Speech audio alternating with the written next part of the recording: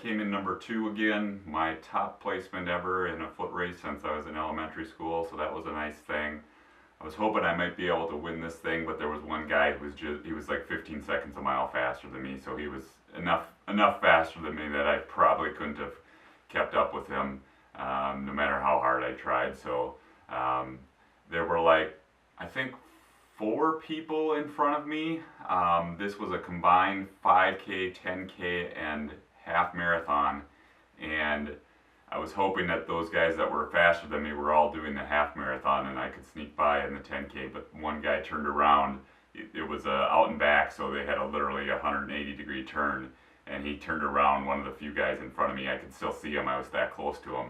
And I was like, darn it, this guy's going to be tough to beat. And I stayed within eyesight of him for most of the race, but I just couldn't do it. My legs were feeling a little bit tired. Like maybe if I had just been totally rested and everything, I could have pulled it out. But my legs were pretty tired going into that. I had a weird scenario come up where I had to take 8 days off due to falling on one knee. And then I was just able to run like within 4 days of the race. Basically, the Wednesday, Thursday, Friday, Saturday, I was able to run. The race was on Sunday, so my legs were still like recovering from having had all that time off and then going back to running so quick, so they were like extra tired, it seemed like. But I wasn't overly tired, but I could just tell that my legs weren't, I mean, they were still a little stiff. I had done 100-meter repeats on Thursday and the race was on a Sunday, and they were just still tight and stiff. So again, maybe if I had been in absolutely ideal shape, I could have competed for number 1, but I knew there was just no way I could do it on that day. So pretty happy. I'll take a second overall. Like I said, it was my second within the last 6 months or so. I got one last summer here in Lansing. This was up in Mount Pleasant. So overall, pretty happy with that. The scary thing is, after coming back from my left knee injury where I fell in basketball, my right knee has been hurting kind of like on the outside of the kneecap. And I'm not really sure what's going on there. I don't know if I overcompensated a little bit or what, but it's kind of feeling, I'm hoping it's not a runner's knee type of thing. I'm hoping it's going to go away. It's been, I think, like Friday, Saturday, Sunday, Monday, it's been acting up. I've been icing it and stuff like that, so I'm hoping it's going to go away. It's terrible, terrible timing because my marathon is now less than 2 weeks away, so I'm honestly getting nervous about this and feeling kind of devastated, but I'm hoping that I'm gonna do what I have to do and rest more here if I have to. I think my fitness should hopefully carry over to the race, but to be honest, my confidence is kind of going down day by day just because these, nagging injuries here that have happened. I fell in basketball and now my other knee is hurting, so it's very, very frustrating, but it is what it is. I can only do what I can do. I was gonna go out running tonight. I went about, I don't know, 1/10 of a mile or so, and I could just tell my knee was still not right, so I decided to call it off. I hate to do that, but I'm like, if you want any hope of running this marathon, you gotta make, you're gonna have to rest this knee and let it get back healthy.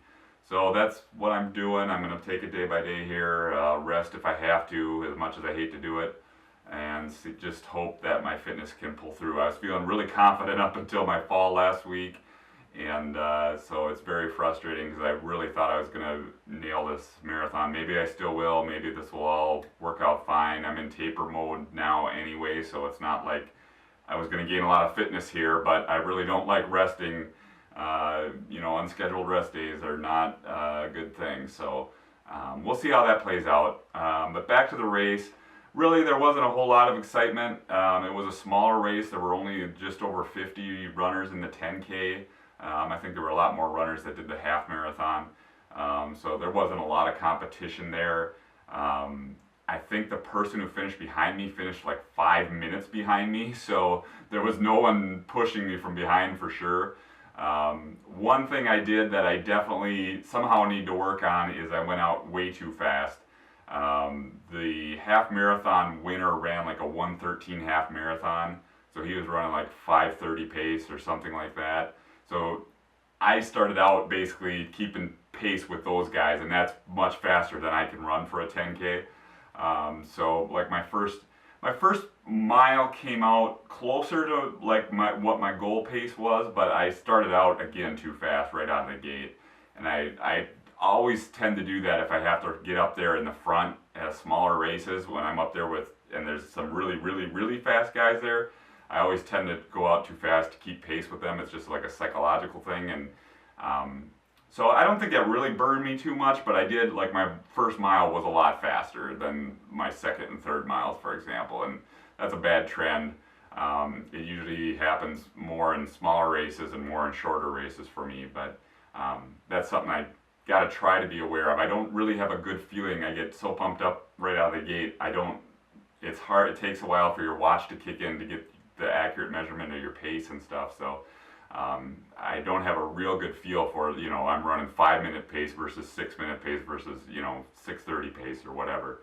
So that's one thing I got to work on, but overall I dialed it back, quickly enough that I don't think it really hurt me. Ran a pretty fast first mile, but settled in after that, and overall was pretty happy. I had a couple slow miles. I think like my second and third miles were slow. These were uphill. It's kind of an out and back. You're going uphill and then you turn around and it's mostly downhill on the way back, so it's kind of an interesting paradigm there, but yeah, it was a good race. I was happy to do it. My time is right about, on pace with what I want to do for the marathon. My race time predictor, my last 3 races all show that a BQ is definitely possible. This injury thing is something I'm a little worried about, but we'll see what happens. I'm going to rest it if I have to, hoping it heals up and I'll be great for the marathon. We'll see what happens. So I'm going to do a shoe review on my flats that I wore for this race and my last race, which was an 8K. And I also am going to do a review coming up of my new trainers that I've been using. So stay tuned for those. They'll be coming out really soon. And then I'll be doing a preview for my marathon, hopefully, if I don't have to pull out of it. So stay tuned for that. Thanks for watching. Subscribe if you want to keep track of what I'm up to. And I'll be back soon with more content. Thank you.